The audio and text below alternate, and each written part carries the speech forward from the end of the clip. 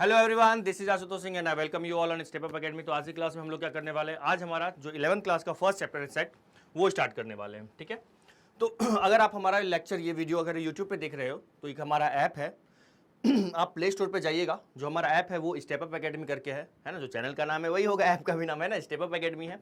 वो जाके आप डाउनलोड कीजिएगा। ऐप का फायदा क्या है, वहाँ पे जो नोट्स हैं सारे चैप्टर्स के फ्री ऑफ कॉस्ट सारे नोट्स आपको मिलेंगे, एज वेल एज जो लेक्चर्स आपको यूट्यूब पे, हो सकता है सारे लेक्चर्स आपको यूट्यूब पे नहीं मिलेंगे, लेकिन ऐप पे आपको सारे लेक्चर्स मिल जाएंगे। ये फायदा है ऐप का। अच्छा, अगर आप जेईई की प्रिपरेशन कर रहे हैं तो फर्स्ट ऑफ ऑल मैं आपसे ये जानना चाहूँगा, क्या आपने कोई टेस्ट सीरीज ज्वाइन किया है? अगर आप जेईई की प्रिपरेशन कर रहे हैं या फिर नीट की प्रिपरेशन कर रहे हैं, ऑब्वियसली नीट वाले स्टूडेंट ये नहीं देख रहे होंगे, है ना। अगर आपके कोई फ्रेंड्स अगर नीट की प्रिपरेशन कर रहे होंगे तो उनसे पूछना, अगर कोई टेस्ट सीरीज ज्वाइन नहीं किए हैं तो ज्वाइन करना चाहिए, क्योंकि जेईई की प्रिपरेशन या नीट की प्रिपरेशन अगर आप कर रहे हैं तो आपको जरूर से जरूर एक टेस्ट सीरीज ज्वाइन करना चाहिए। तो हमारा एक टेस्ट सीरीज है सेंट्स करके, जिसका फुल फॉर्म है Step Up Academy Innovative National Test Series. ठीक है, इस टेस्ट सीरीज को आप ज्वाइन कीजिएगा। अगर आप जेईई की प्रिपरेशन कर रहे हैं तो टेस्ट सीरीज ज्वाइन करने का ये फायदा होता है कि आपको अपने प्रिपरेशन के बारे में पता चलता है कि आपकी तैयारी कितनी अच्छी चल रही है या क्या चल रही है। अब इस टेस्ट सीरीज को ज्वाइन करने का फायदा ये है कि इस टेस्ट सीरीज में आपको पहले से टॉपिक्स बता दिया जाएगा कि इस डेट को इस टॉपिक का एग्जाम होने वाला है, एज वेल एज जो जिस भी टॉपिक का एग्जाम होगा उस टॉपिक के वीडियोस आपको हमारे ऐप पे मिलेंगे। ठीक है, कोई भी टॉपिक, कोई भी एग्जांपल ले लेते हैं, फॉर एग्जांपल मैं इंटीग्रेशन का अगर आपका एग्जाम होने वाला है ना, तो इंटीग्रेशन के सारे लेक्चर, सारे कंसेप्ट्स के लेक्चर आपको एग्जाम से पहले हमारे ऐप पे आपको मिल जाया करेंगे। ठीक है, तो फायदा ये होगा, अगर आप कहीं और भी कोचिंग करते हैं, कहीं ऑफलाइन या ऑनलाइन में पढ़ रहे हैं, हो सकता है वहां पे कोई और टॉपिक चल रहा हो और यहाँ पे सेंट्स के अंतर्गत किसी और टॉपिक का एग्जाम हो रहा होगा, तो आप क्या करेंगे, हमारे लेक्चर्स को देख के आप उसकी प्रिपरेशन कर सकते हैं और फिर एग्जाम दे सकते हैं। ठीक है, सेंट्स का एक यूनिक यहाँ पे एडवांटेज ये है कि बाकी के टेस्ट सीरीज और जितने भी टेस्ट सीरीज होते हैं उसमें बस आपको टेस्ट देना होता है और उसके सॉल्यूशन आपको पीडीएफ फॉर्म में मिल जाते हैं। लेकिन इसके अंतर्गत क्या होगा, आपको जो भी टॉपिक का टेस्ट देंगे उसके लेक्चर्स आपको पहले से मिल जाएंगे। आप पढ़िए और फिर टेस्ट दीजिए, फिर जो भी टेस्ट पेपर होगा उसका वीडियो सॉल्यूशन भी आपको ऐप पे मिल जाएगा।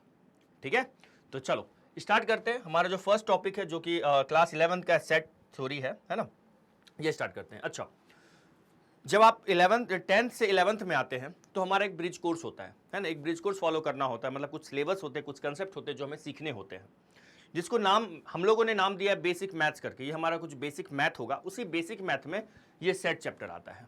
बेसिक मैथ में हम लोग इनइक्वालिटी पढ़ते हैं, लॉगरिथम पढ़ते हैं, सर्ड इंडाइसेस पढ़ते हैं, सेट्स पढ़ते हैं। ठीक है, तो बेसिक मैथ्स के अंदर ये टॉपिक मैं आपको करवा रहा हूँ। एक्चुअल में ये हमारा फर्स्ट चैप्टर जो है ना क्लास 11th का उसका है, लेकिन ये हमारा ऐसा समझो बेसिक मैथ्स में ये हमारा फर्स्ट टॉपिक है। कौन सा? तो सर सेट थ्योरी। ठीक है, आओ तो देखते हैं एक्चुअल में ये सेट जो लिखा हुआ ये होता क्या है। सेट जो होता है ना, कहीं ना कहीं सेट का मतलब होता है कलेक्शन, ऑब्जेक्ट का क्या, कुछ कलेक्शन। तो अगर आप अमन सेट को डिफाइन करेंगे तो डेफिनेशन में पूछूंगा बताओ सेट क्या होता है, तो आप लोग बोलोगे सर सेट जो होता है ना कलेक्शन ऑफ ऑब्जेक्ट होता है। बिल्कुल सही है, लेकिन मैथ में हम इसको थोड़ा सा एडिट करना होगा। इस डेफिनेशन को क्या लिखना होगा, सेट जो होता है ना वो कलेक्शन ऑफ ऑब्जेक्ट तो होता ही है, लेकिन कलेक्शन ऑफ ऑब्जेक्ट ना बोल के आपको बोलना होगा सेट जो होता है मेरा collection of well defined object होता है। सेट क्या होता है, ये जो चैप्टर है, सबसे पहले ये चैप्टर है क्या, तो सर कहीं ना कहीं ये चैप्टर किसी कलेक्शन के बारे में बात करेगा, कलेक्शन ऑफ ऑब्जेक्ट के बारे में बात करेगा, कलेक्शन ऑफ नंबर्स के बारे में बात करेगा। ठीक है, तो एक्चुअल में सेट होता क्या है सर, कलेक्शन ऑफ ऑब्जेक्ट होता है या नंबर्स होता है। ठीक है, तो कलेक्शन ऑफ ऑब्जेक्ट तो होता ही है ना, ऑब्जेक्ट तो होगा, लेकिन वो कैसा होगा, वेल डिफाइंड होगा, वेल डिफाइंड होगा। ठीक है, सेट क्या होता है, कलेक्शन ऑफ ऑब्जेक्ट, बट वो वेल डिफाइंड होना चाहिए। Collection of well defined object को क्या बोला जाता है, सेट बोला जाता है।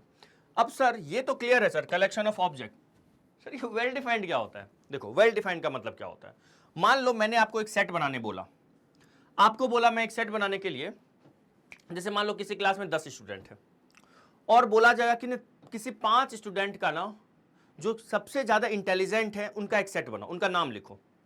जैसे फॉर एग्जांपल आपकी क्लास में 10 स्टूडेंट है, अपने किसी क्लास में 10 बच्चे हैं बैठे हुए, और बोला जाएगा जो इंटेलिजेंट स्टूडेंट है ना उनका एक सेट बनाते हैं अपन, उनके नामों का एक सेट बनाते हैं। तो आपको लग रहा होगा हाँ सर मेरा वो जो फ्रेंड है ना वो ना इंटेलिजेंट है सर, उसका नाम लिख दो। सर मैं भी इंटेलिजेंट हूँ, मेरा भी नाम लिख दो। सर ये भी इंटेलिजेंट है, इसका भी नाम लिख दो। तो सुनिएगा, इंटेलिजेंट होने का मतलब ऐसा ही नहीं होता कि हाँ यार यू पढ़ने में बहुत अच्छा है। हर अपने अपने वे में इंटेलिजेंट होता है। इंटेलिजेंसी का क्राइटेरिया ऐसा बिल्कुल भी नहीं है कि हाँ यार ये पढ़ाई में अच्छा है ना, तो ये इंटेलिजेंट है। हर कोई अलग अलग तरीके से इंटेलिजेंट होता है। तो अगर मैं आपको बोलूँगा ना कि किसी 5 स्टूडेंट के इंटेलिजेंट का क्राइटेरिया, स्टूडेंट का नाम लिखो जो इंटेलिजेंट है, तो आप कुछ लिखोगे, फिर मैं भी सोचूंगा नहीं यार ये नहीं अच्छा, ये इस वे में इंटेलिजेंट है, ये इस वे में इंटेलिजेंट है, तो मैं 5 स्टूडेंट का नाम लिखूंगा। आप भी अपने 5 फ्रेंड्स का नाम लिखोगे, मैं भी लिखूंगा। तो ये जो होगा ना, कलेक्शन ऑफ इंटेलिजेंट स्टूडेंट तो होंगे बट वेल डिफाइंड नहीं होगा। सर ऐसा क्यों? ऐसा इसलिए कि हो सकता है मैंने जो 5 स्टूडेंट का नाम लिखा होगा वो कोई और होगा, उसी क्लास में कोई और स्टूडेंट होंगे, और आपके 5 स्टूडेंट कोई और स्टूडेंट होंगे। सर अच्छे से नहीं हजम हुआ, नहीं मजा आया। चलो दूसरा एग्जाम्पल लेते हैं। मान लो मैं आपको बोलूंगा ना, एक क्लास में 10 स्टूडेंट है और मैं बोलूंगा चलो एक कलेक्शन लिखो, 3 आप अपने फेवरेट एक्टर्स का नाम लिखो, उसका एक कलेक्शन बनाओ। तो मुझे एक बात बताओ, जब हम अपने फेवरेट एक्टर्स का नाम लिखेंगे 10 के 10 स्टूडेंट, उसका एक कलेक्शन बनाएंगे, उनके नामों का कलेक्शन बनाएंगे, क्या हर 10 स्टूडेंट में हर स्टूडेंट का जो फेवरेट एक्टर होगा वो सेम होगा क्या? हाँ सर वो तो सेम नहीं होगा, है ना। वो फेवरेट एक्टर्स हर किसी क्या होंगे? सेम नहीं होंगे। तो इसका मतलब एवरी कलेक्शन में जो एक्टर्स के नेम होंगे वो क्या होंगे? अलग अलग होंगे। अलग अलग होंगे, हाँ सर अलग अलग होंगे। और अगर नाम अलग अलग हो गया तो ये वेल डिफाइंड नहीं हुआ। अगर कोई एक सवाल मिला मुझे और हर किसी को बोला जाए इस सवाल में जो जिसका सेट बनाना है, जिसका कलेक्शन बनाना है लिखिए, और अगर हर इंसान के लिए एक जैसा वो अगर ऑब्जेक्ट नहीं आएगा तो वो वेल डिफाइंड नहीं होता है। चमका, वेल डिफाइंड का मतलब ऐसा बिल्कुल मत समझिएगा कि जिसकी डेफिनेशन अच्छी हो। वेल डिफाइंड का मतलब होता है अगर मुझे कोई सेट बनाना है तो उस सेट में हर किसी के लिए सेम एलिमेंट होना चाहिए। जैसे मैं बोला 3 फेवरेट एक्टर्स का नाम लिखो, तो जैसे इंडिया में हर किसी को बोला जाएगा आप अपने 3 फेवरेट एक्टर्स का नाम लिखो, तो हर कोई अलग अलग नाम देंगे। तो 3 एक्टर्स के नामों का जो वो सेट है वो वेल डिफाइंड नहीं है। तो मैथ कहता है भाई लोग वो मेरा सेट, वो सेट नहीं होता। मैथ कहता है वेल डिफाइंड होना चाहिए। मैथ ये कहता है ऑब्जेक्ट हर किसी के लिए सेम होना चाहिए। जैसे मैं आपको बोलूंगा इवन नंबर का एक सेट बनाओ, इवन नंबर का सेट बनाओ 1 से लेके 1 to 10 तक, 1 से 10 तक, है ना। तो पहला नंबर आप क्या लिखोगे? 2, फिर 4, 6, 8, 10। अगर मैंने ये सेट लिखा, ये कलेक्शन लिखा इवन नंबर का 1 से लेके 10 तक मैंने लिखा, आप क्या लिखोगे? आप भी यही लिखोगे ना? हाँ सर। कोई आपका फ्रेंड होगा वो भी यही लिखेगा। मतलब भारत ही छोड़ो, दुनिया का हर इंसान इवन नंबर का अगर सेट बनाएगा तो 1 से लेके 10 तक का उस सेट में ना, उस कलेक्शन में ना यही ऑब्जेक्ट होने वाले हैं और दूसरे ऑब्जेक्ट नहीं होने वाले हैं। ठीक है, तो ये मेरा क्या हो जाएगा? वेल डिफाइंड ऑब्जेक्ट हो गया। अब आया समझ में? जैसे कि एनसीईआरटी का एग्जाम्पल है, जैसे मुंशी प्रेमचंद एक राइटर है, उनके द्वारा जितने भी नॉवेल्स लिखे हुए हैं, अगर बोला जाएगा उसका सेट बनाओ, मुंशी प्रेमचंद के द्वारा जितने भी नॉवेल्स है, जो भी 200-500, मुझे एक्चुअल में आइडिया नहीं है कितने नॉवेल्स उन्होंने लिखा है, जितने भी नॉवेल्स उन्होंने लिखे हैं उसका, उस नॉवेल्स के नेम का एक सेट बनाओ। तो क्या मुझे बताओ, अगर हर किसी को बोला जाएगा, किसी क्लास में 10 स्टूडेंट है या पूरा इंडिया में हर किसी को बोला जाएगा चलो नाम लिखो, तो क्या हर स्टूडेंट या हर इंसान का जो नाम लिखेगा वो सेम, वही सेम होगा? क्या कोई ऐसा 2 इंसान ऐसा होंगे जिसके नाम में, जो नॉवेल्स के नाम लिखेंगे वो डिफरेंट होंगे? अरे जैसे मैंने नॉवेल लिखा, मैंने 10 नॉवेल लिखा और मैं बोलूँगा यार मेरे द्वारा ना 10 नॉवेल जो भी लिखा गया है उसका सेट का नाम लिखो, उस नॉवेल्स के नाम लिखो, तो तुम लिख दोगे हाँ सर आपने ये नॉवेल लिखा, ये नॉवेल्स आपने लिखा है। ठीक है, वैसे लिखूंगा नहीं, है ना, ये नॉवेल्स लिखा है। तो इसका मतलब मेरे द्वारा लिखा गया जो नॉवेल्स का नाम है वो, अगर सबको बोला जाएगा, जितने भी धरती पे लोग हैं, अर्थ पे जितने भी लोग हैं, वो सब सेम नॉवेल, वो सेम लिखेंगे, है ना। वो जो भी नॉवेल्स का नाम लिखेंगे उस सेट में ना सेम नंबर्स, वही सेम नेम आएंगे, कोई भी ऐसा नहीं होगा जो दूसरा आएगा। ठीक है, तो ये मेरा क्या हो जाएगा? इसको कहा जाता है वेल डिफाइंड। आया थोड़ा बहुत समझ में? ठीक है, अभी क्वेश्चंस करेंगे ना, पहचानेंगे कि ये 4-5 क्वेश्चन रहेगा, वर्ड में पूछूंगा मैं आपसे क्या ये सेट है, ये सेट नहीं है, तो वहां से और अच्छे से क्लियर हो जाएगा। देखो, तो पहली बात, सेट क्या होता है? Collection of well defined object होता है। ये जो ऑब्जेक्ट जिसका हम सेट बनाते हैं, जो ऑब्जेक्ट होता है, इसको ना दोस्त एलिमेंट ऑफ सेट कहा जाता है, एलिमेंट्स ऑफ सेट बोला जाता है। ठीक है, एलिमेंट्स ऑफ सेट। और जितने एलिमेंट होते हैं, जैसे इसमें कितने एलिमेंट है सर? 1 2 3 4 5 एलिमेंट, तो मैं बोलूंगा इस सेट में ना 5 एलिमेंट है। ये जो 5 है ना, इस सेट का कार्डिनल नंबर कहलाता है। कार्डिनल नंबर क्या होता है? किसी भी सेट में नंबर ऑफ एलिमेंट जो होते हैं उसी को कार्डिनल नंबर कहते हैं, या फिर कार्डिनल नंबर को ना ऑर्डर ऑफ सेट भी बोला जाता है। जैसे इस सेट के ऑर्डर कितने होंगे, तो सर 5 हो जाएंगे। अगर मेरे द्वारा 10 नॉवेल लिखा गया है तो मेरे द्वारा 10 नॉवेल लिखने का जो नेम होगा, नॉवेल्स के नेम का अगर मैं एक सेट बनाऊं तो उसका कार्डिनल नंबर कितना हो जाएगा, 10 हो जाएगा। यहां तक की कहानी क्लियर। सेट क्या होता है, तो well defined collection of object होता है। सेट जिस ऑब्जेक्ट का कलेक्शन होता है उसको एलिमेंट कहते हैं, और जितने एलिमेंट होते हैं उसको number of element in the set कहते हैं, या फिर उसको कार्डिनल नंबर बोला करेंगे या फिर ऑर्डर ऑफ सेट बोला करेंगे। आप कहोगे सर ये तो आप बोल के समझा दिए, सर हमें नोट्स भी बनाना है। जरा सब्र रखो, अभी नोट्स भी बनाने वाले हम लोग। देखो आ जाओ। तो ये क्या हो गया, हमारा well defined collection of object हमारा सेट होता है, हम लोग सीख चुके हैं। अगली बात, अब ये जो सेट है ना, जैसे मैंने एक सेट लिखा, अभी लिखा था इवन नंबर का 1 से लेके 10, 2, 4, 6, 8 और 10। इसको हम लोग क्या करते हैं, कॉमा से सेपरेट करते हैं, और सेट के जो एलिमेंट है उसको कर्ली ब्रैकेट्स के अंदर ना बाउंड कर देते हैं, कर्ली ब्रैकेट लगा देते हैं। याद रखिएगा, एक कंप्लीट सेट को किसी भी कैपिटल अल्फाबेट लेटर से डिनोट किया जाता है। मान लेते हैं इस सेट को मैं कैपिटल ए से डिनोट कर रहा हूं, किसी भी कैपिटल अल्फाबेट लेटर से डिनोट किया जाता है। अब इस सेट के जो एलिमेंट्स हैं उसको ना स्मॉल लेटर से डिनोट करेंगे, जैसे स्मॉल में ए बी सी से आप इसको डिनोट कर सकते हो। ठीक है, ये जो मैंने समझाया वही सब यहाँ पे लिखा हुआ है। Sets are usually denoted by capital letters denote कर सकते हैं। The element of set are represented by small letters. ठीक है, if A is an element, अब सुनना, यहां से एक नया साइन हम लोग सीखने वाले हैं, बिलोंग्स टू का।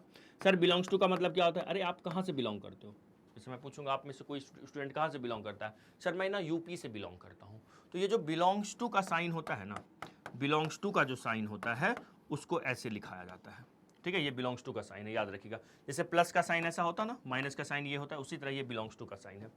अगर मैं पूछूंगा कि क्या 2 इस सेट ए में बिलोंग कर रहा है, तो आप देखो जरा 2 है, हाँ सर है, तो 2 इस सेट के अंदर बिलोंग करता है। मैं पूछूंगा क्या 3 इस सेट में बिलोंग करता है, सर इसमें तो 3 नहीं दिख रहा है, तो 3 बिलोंग नहीं करेगा। तो अगर मैं पूछूंगा 2 इस सेट में बिलोंग करता है, यस 2 बिलोंग्स टू ए हो जाएगा। और जैसे मैं पूछूंगा 3 बिलोंग कर रहा है, तो आपको बोलना होगा सर 3 इस सेट में बिलोंग नहीं करता है। वही चीज है यहाँ लिखा हुआ, if small A is an element of set ए, ठीक है, देन वी से दैट, ये जो स्मॉल ए है बिलोंग्स टू ए। ठीक है, the word belongs to denoted by, कैसे बिलोंग करेंगे, ग्रीक सिंबल दिस, है ना, ग्रीक सिंबल है ये, ऐसे बिलोंग्स टू का साइन होता है। ठीक है, आई बात समझ में, ओके सर। चलो तो एक बार जल्दी से इसका नोट्स बना लीजिए, फिर आगे बढ़ते हैं। चलिए, now thus the notation from A belongs to return as A belongs to this, and अगर बी बिलोंग नहीं करेगा तो उसको ऐसे लिखेंगे।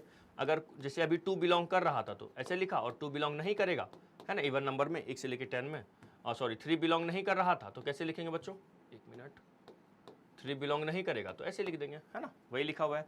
जैसे इस सेट में बताओ 3 बिलोंग कर रहा है तो 3 बिलोंग्स टू ए है। 3 यहाँ पे 6 बिलोंग नहीं कर रहा, देखो इस सेट में, है ना, तो इस सेट में 6 बिलोंग नहीं कर रहा है। आया समझ में, यस सर आ गया। ठीक है, अब जैसे P एक सेट है परफेक्ट स्क्वायर का, तो P में क्या क्या नंबर आएगा सर, 1 आएगा, 4 आएगा, सॉरी 25 आएगा, 36 आएगा, जितने भी परफेक्ट स्क्वायर नंबर आते हैं सब आएगा। मैंने कुछ एग्जांपल दिया आपको। तो क्या मेरे को एक बात बताओ, 5 P में बिलोंग करेगा। P एक सेट है, P एक सेट है किसका, P एक सेट है set of perfect square number, perfect square number. P एक सेट है परफेक्ट स्क्वायर नंबर का। तो क्या P में 5 बिलोंग करेगा, ऑब्वियसली सर नहीं करेगा, क्योंकि 5 जो है वो परफेक्ट स्क्वायर नहीं है।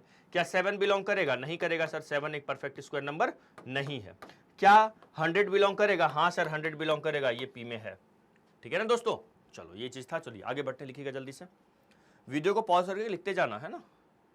और ये जो भी हमारा टेस्ट सीरीज है उसमें जितना भी जो भी टेस्ट सीरीज में जो टॉपिक आने वाला होगा वो सब आपको बता दिया जाएगा पहले ही, और जो भी टॉपिक आएगा उसके सारे वीडियोज आपको ऐप पे मिलने वाले होंगे। अभी हो सकता है अभी सेट के लेक्चर आप इसलिए देख रहे होगे क्योंकि सेट चैप्टर का आपको एग्जाम देना होगा। ठीक है ना, आ जाओ, इसमें कुछ एग्जांपल्स है जिसमें मुझे पहचानना है सेट कौन है कौन नहीं है। पहला है the collection of all months, मुझे बताना है which of the following are set, justify और आंसर। ठीक है, जस्टिफाई कर लेंगे। कह रहा है कि इसमें से कौन सेट है कौन नहीं है, पहचानो, पहचानते हैं। The collection of all the months of a year, कोई ईयर है ना, साल के मंथ का कलेक्शन बनाना है। ठीक है सर, कितने होते हैं, 12 मंथ होते हैं, तो लेकिन कैसा कलेक्शन बनाना है, बिगिनिंग विथ द लेटर जे, मतलब ऐसे मंथ का कलेक्शन बनाना है जो लेटर जे से स्टार्ट होगा। तो बताओ उसमें क्या क्या आएगा सर, जून आएगा, और सर जुलाई आएगा, अब जनवरी, सर जनवरी भी तो आएगा सर, पहले ही मंथ भूल गए है ना, जनवरी भी आएगा, ठीक है। तो जनवरी फेब मार्च अप्रैल मई जून जुलाई अगस्त सितंबर अक्टूबर नवंबर दिसंबर नहीं आएगा, बस इतना ही आएगा। अब मुझे बताओ क्या ये वेल डिफाइंड है? जैसे आपके मन में आएगा ना यार चेक करना यार ये वेल डिफाइंड है कि नहीं, तभी सेट होगा ये जो कलेक्शन है ये वेल डिफाइंड है कि नहीं।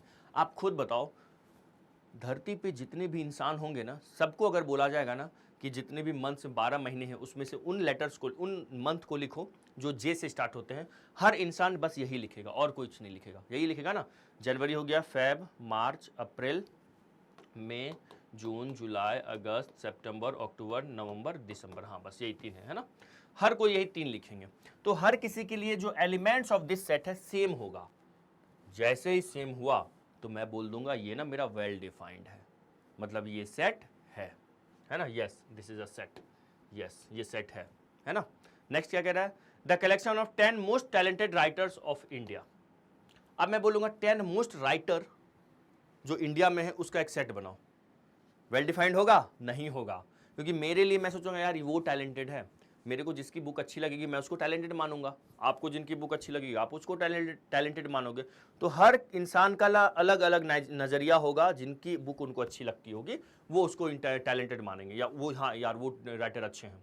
तो यहाँ पे ना अगर देखा जाए पृथ्वी पे जितने भी इंसान है ना, हर किसी के लिए ना अलग अलग राइटर उनके फेवरेट होते हैं।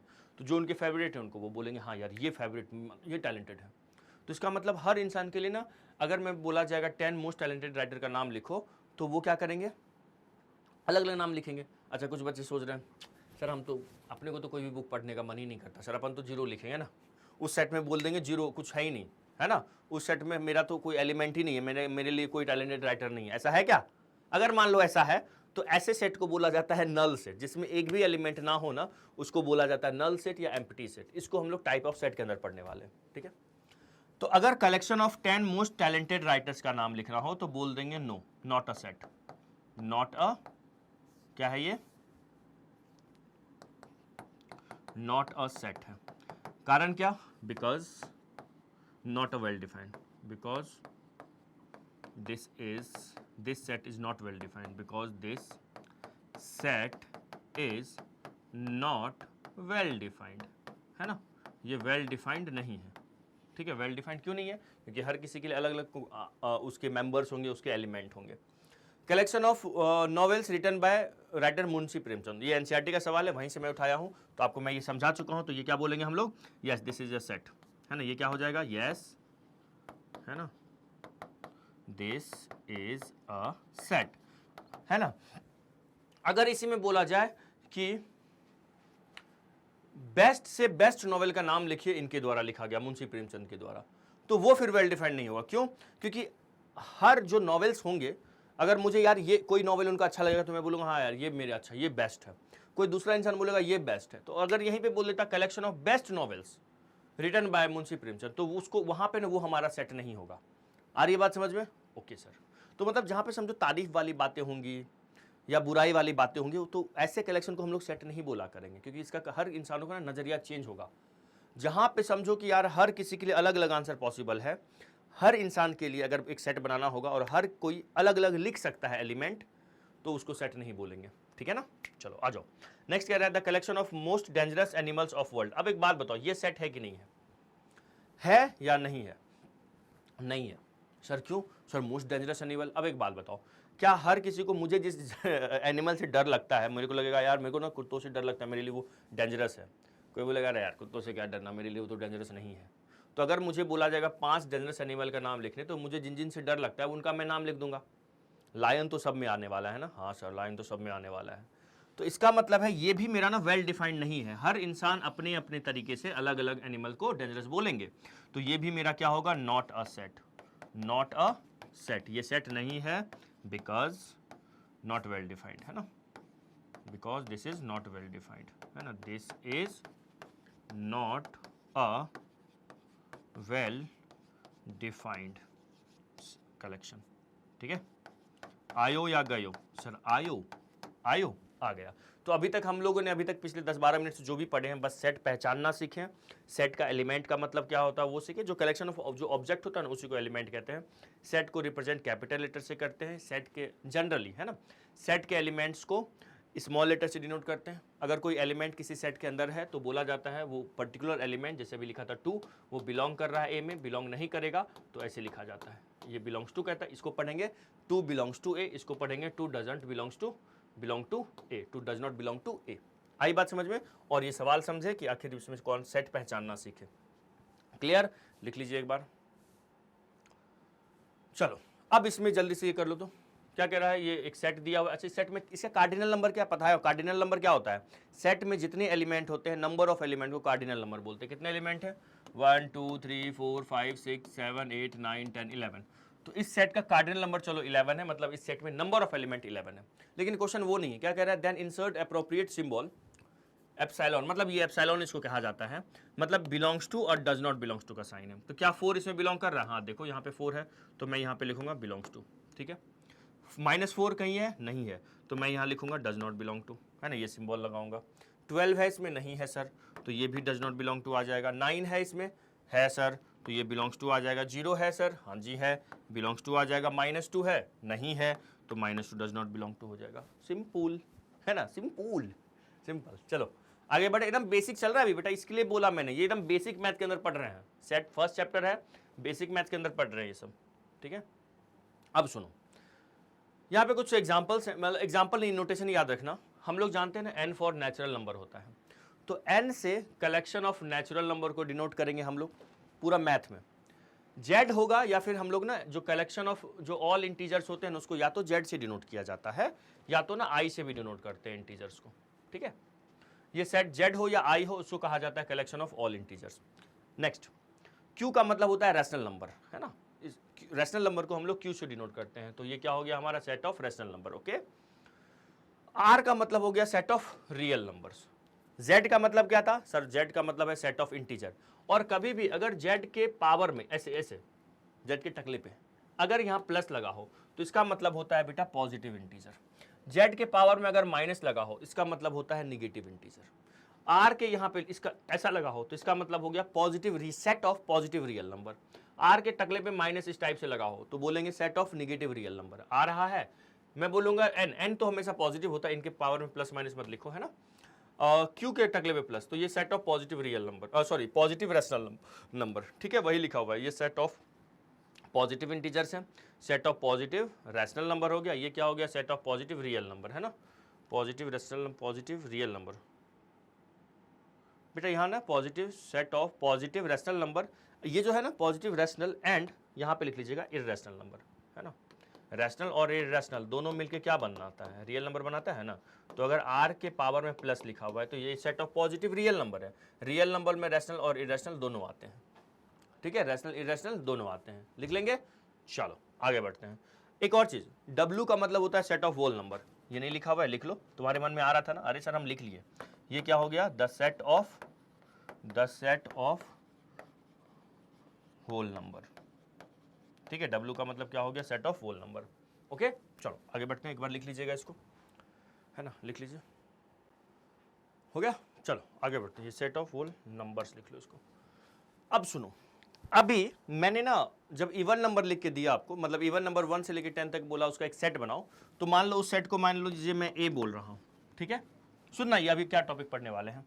एक सेट ए बोल रहा हूँ जिसमें मैंने क्या लिखा? 2 4 6 8 और 10 मान लो मैंने लिख दिया।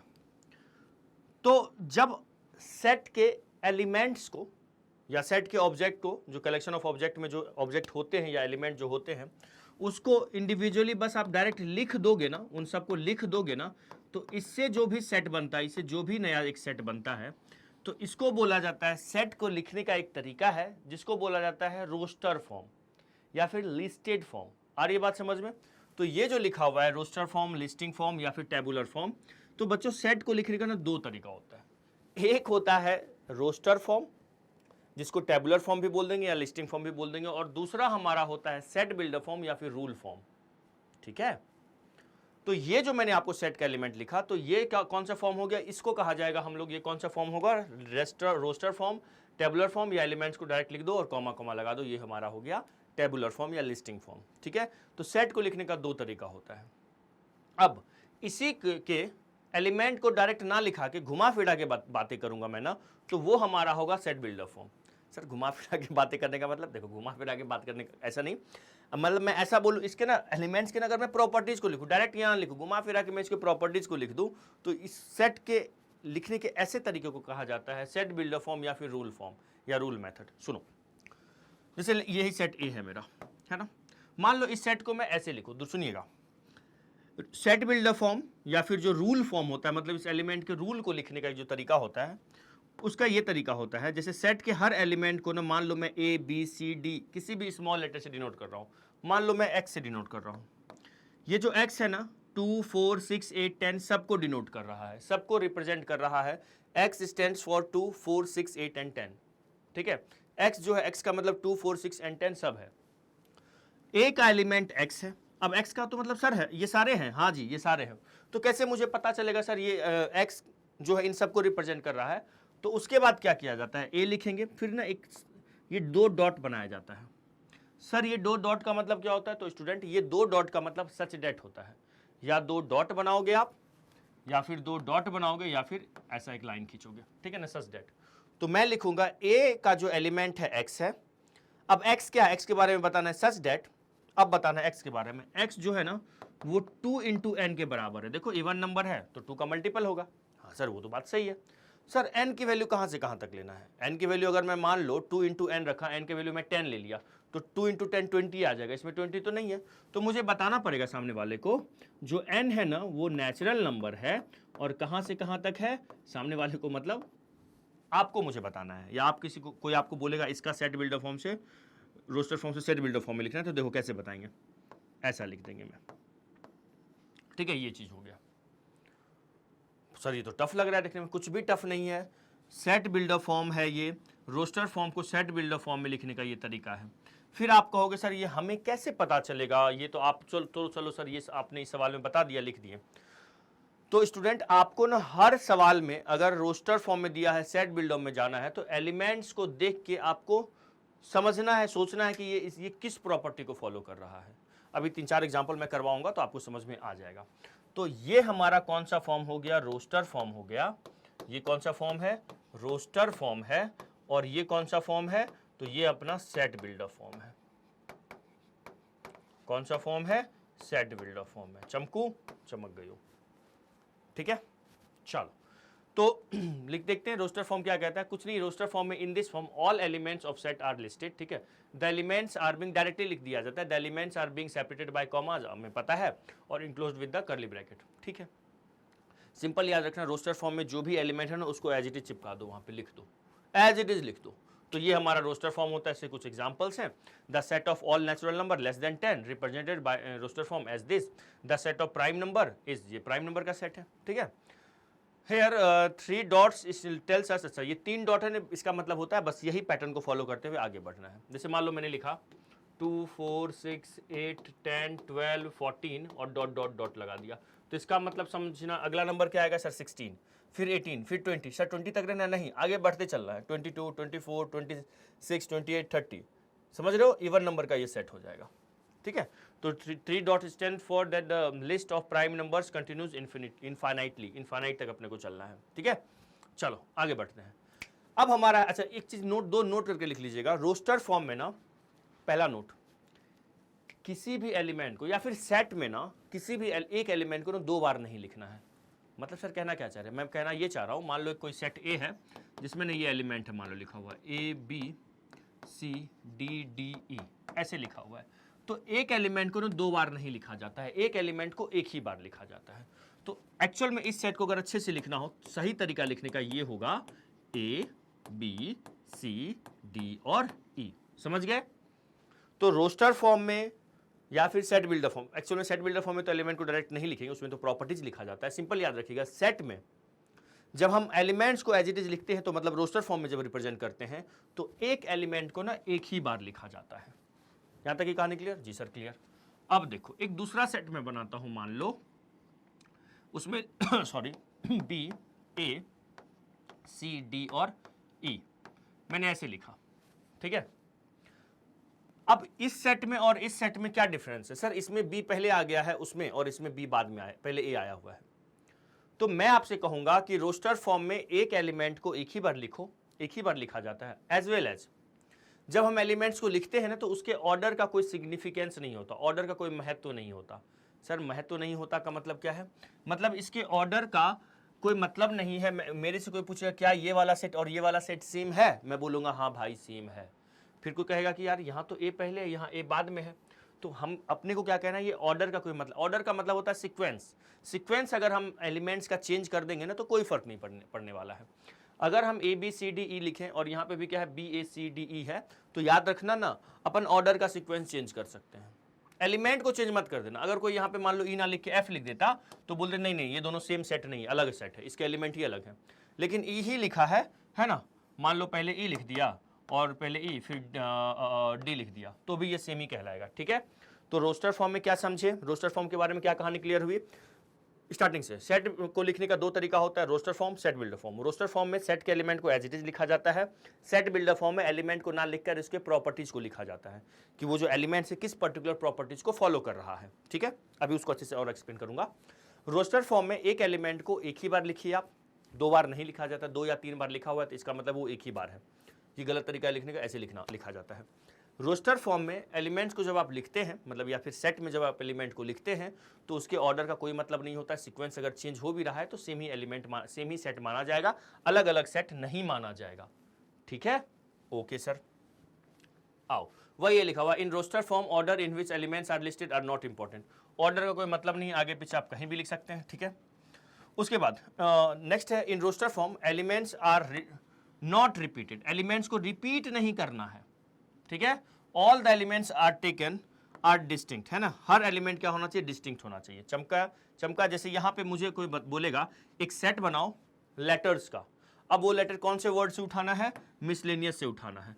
तो मैं अगर मिसलेनियस से ये जो मिसलेनियस वर्ड है, इस वर्ड के में जितने भी लेटर्स हैं उन लेटर्स को लेके एक सेट बनाऊंगा, तो सुनिएगा मैं क्या लिखूंगा, एम आई कॉमा डालते जाना है ना, एस सी ई एल। अब देखो एल 2 बार आया है, मैं एक ही बार लिखूंगा। फिर ए लिखा हूं, नहीं लिखा हूं, फिर ई लिख चुका हूं, देखो ए एन नहीं लिखा हूं, एन लिखूंगा मैं, ठीक है ना। और फिर एन हो गया, ई आ चुका है, ओ यू और एस, ठीक है। तो ये है मेरा जो ये लेटर्स है, इनसे यूज हुआ है, इससे एक बना हुआ है, ठीक है। आया, क्लियर हो गया, ठीक है सर। नाउ अब हम लोग चलते हैं किसमें, सेट बिल्डर फॉर्म में, ठीक है। और कुछ एग्जांपल्स हैं, ये रोस्टर फॉर्म के स्क्रीनशॉट लेना चाहो तो आप इसको ले सकते हो, ठीक है। चलो आ जाओ, एक दो क्वेश्चंस कर लेते हैं। क्या लिखा हुआ है, the set of all the words, इन सबको मुझे रोस्टर फॉर्म में रिप्रेजेंट करना है। तो चलिएगा, इस सेट को मान लो मैंने ए नाम दे दिया, ठीक है। तो कैसे लिखेंगे बताइएगा sir, M comma A comma T comma H comma E, है ना। मैथमेटिक्स, एम आ चुका है, ए आ चुका है, टी आ चुका है, आई नहीं आया, आई लिखिएगा, सी और एस, ठीक है, क्लियर। अगला है the set of all the letters of the word algebra.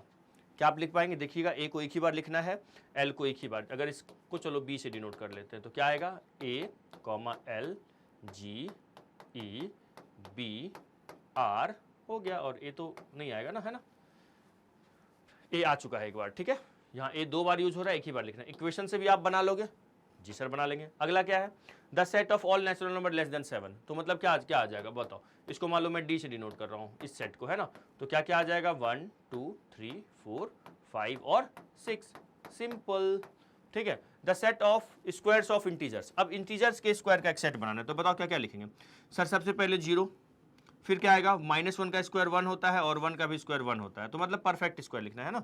Set of squares of integer 0 1 4 9 16 25 और फिर 3 डॉट आप लगा दो, आ गया। तो ये मेरा रोस्टर फॉर्म हो गया। कुछ एग्जांपल्स थे रोस्टर फॉर्म के, क्लियर। तो चलिए इसको लिख लीजिए जरा, है ना। नाउ सेट बिल्डर फॉर्म में याद रखिएगा, सेट बिल्डर फॉर्म में सेट के एलिमेंट को डायरेक्ट ना लिख के उसके प्रॉपर्टीज को लिखा जाता है, ठीक है। कैसे लिखते हैं हम लोग, कैसे लिखते हैं, पहले कोई लेट से कोई सेट ए है, तो यहाँ पे उस सेट के एलिमेंट को जो रोस्टर फॉर्म में है उसके हर एलिमेंट को x रिप्रेजेंट कर रहा है, x डिनोट करता है, और सच डेट के बाद इस x का ना प्रॉपर्टीज लिखा जाता है। p ऑफ x का मतलब है प्रॉपर्टीज ऑफ x। यहाँ पे क्या लिखा, ये क्या है, प्रॉपर्टीज, या ये क्या है, प्रॉपर्टी ऑफ x है, x की प्रॉपर्टी है ना। चलो ये वही चीज है, अपन इसके वर्किंग रूल पे चलते हैं। इन this form all the elements of set, है ना, पॉसेस सिंगल कॉमन प्रॉपर्टी। अब ये जो सिंगल कॉमन प्रॉपर्टी है ना, तो देखो किसी भी एक सेट में ना मान लो 10 एलिमेंट है, हर एलिमेंट ना कुछ अलग अलग प्रॉपर्टी को रिप्रेजेंट करता है। हर एलिमेंट का कुछ ना कुछ प्रॉपर्टी, खुद का एक प्रॉपर्टी होता है, और उन सब का एक कॉमन प्रॉपर्टी भी होगा। जैसे मान लो मैंने लिखा, ये देखो, जैसे मान लो मैंने लिखा 2, 3, 5 और मैंने लिखा 7। आप जब इसको ध्यान से देखोगे, सर 3, 5 और 7 ऑड नंबर है, हाँ ये इवन नंबर है जी, लेकिन इन ये सब का खुद का ये ऑड है, ये इवन है, सबका अपना अपना कुछ प्रॉपर्टी है। लेकिन एक कॉमन प्रॉपर्टी आपको कुछ समझ में आ रहा है क्या है? बिल्कुल सही पकड़े हैं। क्या एक कॉमन प्रॉपर्टी दिख रहा है? इन सब का एक कॉमन प्रॉपर्टी है प्राइम नंबर, इन सब का एक कॉमन प्रॉपर्टी है प्राइम नंबर। देखो फर्स्ट प्राइम नंबर क्या होता है? 2 होता है। 1 is not a prime number, याद रखिएगा, है ना। तो 2 है, 3 है, 5 है, 7 है। 2 और 3 के 2, 3, 5 और 7, ठीक है। अगर इसको मुझे सेट बिल्डर फॉर्म में लिखना होता ना, ये रोस्टर फॉर्म है, सेट बिल्डर फॉर्म में लिखना होता, तो मैं क्या सोचता यार, इन सारे एलिमेंट को एक कोई लेटर है ए, तुम A B C D X कुछ भी ले सकते हो, चलो एक्स से डिनोट कर रहे हैं, है ना, एक्स, ठीक है। अब ये जो x का मतलब 2 भी है, x का मतलब 3 भी है, x का मतलब 5 भी है, x का मतलब 7 भी है, सब है। लेकिन मुझे कैसे पता चलेगा सामने वाले को? मुझे कैसे, कुछ तो बताना पड़ेगा, हिंट देना पड़ेगा। तो मैं उसके बाद ना इन सब की प्रॉपर्टी, कॉमन प्रॉपर्टी लिखूंगा, x सच दैट, मैं बोलूंगा यार ये सब ना मुझे ना प्राइम नंबर लग रहे हैं, तो मैं लिखूंगा सच that x is prime number. x क्या है? प्राइम नंबर से। अब प्राइम नंबर तो है, लेकिन कहां से कहां तक? तो मैं क्या कहूंगा, फ्रॉम 2 to 7, या फिर आप ऐसा बोल सकते हो x प्राइम नंबर है, कहां से कहां तक? x की वैल्यू 2 से स्टार्ट करेंगे, कहां तक जाएंगे? 7 तक जाएंगे। आई बात समझ में? या आप ऐसा कह सकते हो प्राइम नंबर फ्रॉम 1 to 10, 1 और 10 के बीच जो भी प्राइम नंबर है उसका ये एक सेट है। क्लियर हो गया? एक बात बताता हूं, जानते हो सेट बिल्डर फॉर्म में अगर मैं लिखा, हो सकता है मेरे लिखने का तरीका अलग होगा, आपके लिखने का तरीका अलग होगा, लेकिन मीनिंग्स दोनों का सेम निकलना चाहिए। सेट बिल्डर फॉर्म में अगर आप लोग एनसीईआरटी के क्वेश्चन करो या कहीं पे करोगे, अगर ऑप्शन में 4 दिए हुए हैं तो उसी के अकॉर्डिंग अपन चलेंगे, लेकिन ऑप्शन नहीं, डायरेक्ट बोलेगा सेट बिल्डर फॉर्म में लिखो, आंसर देना होगा। तो आप ना क्वेश्चन करोगे, फिर एनसीईआरटी जो दिया हुआ पीछे देखोगे, अरे यार यहाँ पे तो कुछ और तरीका है, आपने किसी और को तरीके से लिखे, तो कंफ्यूज मत हो जाना, हो सकता है आपका भी सही होगा।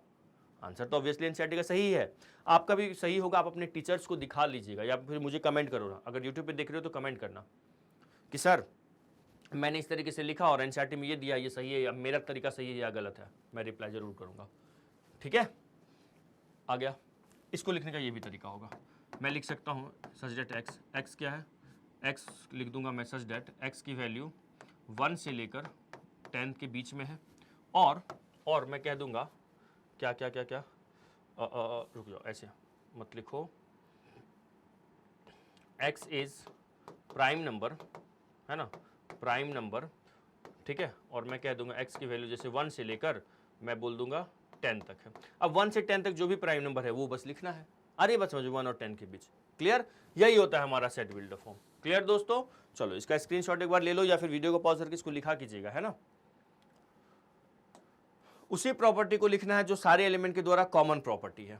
Now working rule to find the set. सबसे पहले कुछ नहीं, जो भी रोस्टर फॉर्म में दिया हुआ है उसके एलिमेंट को देखो, परखो, जांचो और परखो, कौन सी प्रॉपर्टी को फॉलो कर रहा है वो समझ लो, कौन सी प्रॉपर्टी को फॉलो कर रहा है वो समझ लो, है ना। डिस्क्राइब द एलिमेंट्स को पहले समझो। The set by using a symbol x, आप एक्स से डिनोट करो या किसी भी स्मॉल लेटर से भी डिनोट कर सकते हो, ऐसा जरूरी नहीं कि आप एक्स से डिनोट करेंगे। उसके बाद राइट द सिंबल कॉलन, मतलब ये सच डेट इसको बोलते हैं ना, जो मैंने आपको बोला, एलिमेंट को देखो, एक्स लगाओ, उसके बाद उसके प्रॉपर्टीज को लिख देंगे। उसके बाद क्या लिखते हैं? उसके प्रॉपर्टीज को लिखते हैं। आफ्टर द साइन कॉलन, है ना, राइट द कैरेक्टरिस्टिक प्रॉपर्टीज जो सारे एलिमेंट के द्वारा क्या हो, कंटेन कर रहा हो, है ना। नहीं तो ये वाला जो एलिमेंट है, ये जो एलिमेंट्स हैं, ये ना कहाँ गया जी, कहाँ गया, कहाँ गए हो, ये इवन नंबर है, ये ऑड नंबर है, एक अलग प्रॉपर्टी है, इनकी अलग प्रॉपर्टी तो है, लेकिन एक कॉमन प्रॉपर्टी सब क्या है, इवन नंबर है। ठीक है, चलो नाउ, और वही फोर्थ स्टेप में लिखा हुआ है, इनक्लोज द होल डिस्क्रिप्शन जितने भी हैं उसको ब्रैकेट में, करली ब्रैकेट में डाल देंगे, सिंपल है ना। सेट बिल्डर फॉर्म को ये 4 स्टेप है, अपन चीज समझ चुके हैं, एक बार लिख लो, जो मैंने समझाया वही स्टेप बाय स्टेप लिखा हुआ है, ठीक है। चलिए आते हैं, अब जरा इस क्वेश्चन को देखो, ये कौन से फॉर्म में लिखा हुआ है सर, एलिमेंट डायरेक्ट लिखा हुआ है, मतलब ये कौन सा फॉर्म है, ये रोस्टर फॉर्म है। अब इसको मुझे सेट बिल्डर फॉर्म में ले जाना है, तो सुनो कैसे ले जाएंगे। मैं देखूंगा ये इवन, ये ऑड, इवन ऑड, यार ये इवन ऑड वाला है, मतलब कॉमन प्रॉपर्टी क्या दिख रहा है, कॉमन प्रॉपर्टीज में बताओ क्या दिख रहा है। ये ए है, ए के एलिमेंट को मान लो मैं कह रहा हूं एक्स। अब x क्या है, सच दैट, अब x के बाद एक एलिमेंट x स्टैंड फॉर 14, 21, 28, 35, 42, सबको x डिनोट कर रहा है, ठीक है। अब मैं जब x को देखूंगा तो मुझे लगा यार ये जो x है ना, 7 का मल्टीपल देखो दिख रहा है कि नहीं, 7 2 जा 14, 7 3 जा 21, 7 4 जा 28, है ना। 7 का टेबल पढ़ो, 7 1 जा 7, 7 24, सॉरी 14, 21, 28, 35, है ना, है। अब लेकिन n के बारे में बताना पड़ेगा, तो n क्या है, n जो होगा belong to natural number, n की वैल्यू 1 से लेना है क्या, नहीं, यहां सर 7 नहीं है, तो नेचुरल नंबर तो है n, लेकिन कहां से कहां तक, या फिर आप n के बारे में इंटीजर भी कह सकते हैं, जरूरी नहीं कि आपको नेचुरल नंबर बताना, आप n के बारे में बताइए इंटीजर है, चलो n क्या है, इंटीजर है, ठीक है। हो सकता है कहीं पे इसका आंसर में नेचुरल नंबर लिखा हो, n इंटीजर है, कहां से कहां तक, तो हम बताएंगे n की वैल्यू 2 से लेकर कितने बार, 14 7 तक, 2 से 7 तक लीजिएगा, है ना। n की वैल्यू 2 से अगर हम 7 तक लेंगे, 7 तक लेंगे, नहीं बेटा 14 तक लेंगे ना, 14 तक लेंगे ना, 14 तक जाओगे ना, 7 इंटू 14 करोगे तो कितना आएगा, 98 आएगा, है ना। तो इसका, इस पर्टिकुलर रोस्टर फॉर्म का ये सेट बिल्डर फॉर्म हो गया। आई बात समझ में, सारे जो एलिमेंट है एक कॉमन प्रॉपर्टी को फॉलो कर रहा था, वो सब देखो 7 का मल्टीपल था, 7n था, n हमारा इंटीजर है, कहां से कहां तक, 2 से लेकर 14 तक, या फिर आप n बोल दो नेचुरल नंबर है, और कैसा नेचुरल नंबर, 2 से लेकर 14 तक। चमकू, चमक गई वो, ठीक है। कुछ बच्चे बोल रहे होंगे सर हम होल नंबर लिख देंगे, वैसे आपको इंटीजर लिखना है इस क्वेश्चन में, है ना। नेचुरल नंबर तब यूज किया करना जब 1 से स्टार्ट होगा, जब n की वैल्यू 1 से आपको रखना होगा ना, तो नेचुरल नंबर जनरली तब यूज किया करते हैं, ऐसे 1 को छोड़कर कहीं बीच से स्टार्ट होगा, सिर्फ इंटीजर लेंगे तो इंटीजर लेके चलना है, ठीक है। चलो अब ये वाले क्वेश्चन है, अब इन सबको मुझे, ये देखो 4 सवाल है, इन सबको मुझे किस फॉर्म में लिखना है, सेट बिल्डर फॉर्म में लिखना है। सारे क्या किस फॉर्म में लिखे हुए हैं, रोस्टर फॉर्म में लिखे हुए हैं। देखो पहला वाला है, जरा देखो तो, अरे सर ये तो सिंपल है, ये तो नेचुरल नंबर 1 से लेकर 6 तक, और कोई कॉमन प्रॉपर्टी है क्या, पहला वाला। फर्स्ट नंबर में ए क्या है बताओ, 1 2 3 4 5 और 6, है ना। तो अगर मुझे इसको किस फॉर्म में लिखना हो, सेट बिल्डर फॉर्म में लिखना हो, तो मैं लिखूंगा ए, मैं लिख दूंगा यहाँ पे x stand for all these, ठीक है, सच डेट x क्या है, x इज नेचुरल नंबर, है ना, x क्या है, नेचुरल नंबर है, ठीक है। कहाँ से कहाँ तक, तो बताएंगे जो x की वैल्यू है 1 से लेकर 6 तक, बस हो गया खत्म, x इज नेचुरल नंबर और x की वैल्यू 1 से लेकर 6 तक, खत्म, है ना। इतना ईजी था ये वाला, तो आओ इस पे आओ जाओ, ये अच्छा सवाल है। सेकेंड वाला अच्छा है, सेकेंड वाला कहाँ बता दो, चलो यहाँ बता देते हैं। सेकेंड वाला देखो अच्छी सवाल है, क्या लिखा हुआ है, b इक्वल टू 1 1/2 1/3 1/4 1/5, आगे 1/5 के बाद 6 होगा, फिर कॉमा डाल के डॉट डॉट डॉट लगा देंगे, ठीक है। अब एक बात बताओ, देखो तो यहाँ पे ना 1 है 1 है, अपॉन में कुछ नहीं तो क्या मान के चले सर, 1 के अपॉन में कुछ नहीं, तो देखो समझाने के लिए मैं बता रहा हूँ, जब आपको ना ये 1 लिखा हुआ है, 1 के अपॉन में कुछ भी नहीं तो 1 मान लो। अब आप इन सबको ध्यान से देखो कौन सी प्रॉपर्टी को फॉलो कर रहा है, सारे एलिमेंट। जब मुझे इसको सेट बिल्डर फॉर्म में लिखना होगा तो मैं लिखूंगा b का एलिमेंट x है, सच डेट, अब इनकी प्रॉपर्टीज को लिखना, x है क्या, तो मैं बोलूंगा x जो है ना 1 अपॉन कोई नंबर है, n है। अब n की वैल्यू कहां से स्टार्ट हुआ है सर, n की वैल्यू तो 1 से स्टार्ट हुआ है, तो मैं बोल दूंगा n क्या है, belong to natural number, n belongs to natural number, हो गया। अब n की वैल्यू आप नेचुरल नंबर से स्टार्ट करोगे तो 1 रखोगे, 2 रखोगे, 3 रखोगे, 4, 1 अपॉन सारे नंबर रखते जाओ नेचुरल नंबर, यही मिलते जाएगा, समझ गए। तो ये दूसरे वाले क्वेश्चन का ये जो सवाल है रोस्टर फॉर्म में, उसका ये सेट बिल्डर फॉर्म हो गया, क्लियर। अब आते हैं थर्ड में, थर्ड में क्या लिखा हुआ है, c जो है वो क्या है, 0 3 6 9 12 डॉट डॉट डॉट, ठीक है। अब इसमें देखते हैं क्या है ये। सर ये ना 3 का मल्टीपल दिख रहा है, 3 2 6 3 3 9 3 4 12 दिख रहा है सारे common property.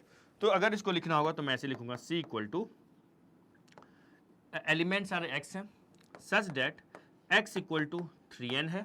x equal to क्या है 3n है ना। 3 का मल्टीपल देखो दिख रहा है ना। अब n की वैल्यू क्या है तो हम ले लेते हैं यहाँ पे n क्या हो जाएगा यहाँ पे सॉरी पॉजिटिव इंटीजर मान लो या फिर non negative integer. Positive integer में तो 1 से स्टार्ट करेंगे है ना। देखो 3n की वैल्यू कहाँ से रखेंगे 1, 0 से 0 रखा तो 3 इंटू 0 0 मिलेगा, फिर 1 रखोगे तो 3 मिलेगा, फिर n की वैल्यू 2 रखोगे तो 6, n की वैल्यू 3 रखोगे तो 9। n की वैल्यू को 0 से रखना है, एक एक करके चलना है तो बोल दो n belongs to whole number बोल दो है ना। n की वैल्यू क्या है होल नंबर है, चमक गया।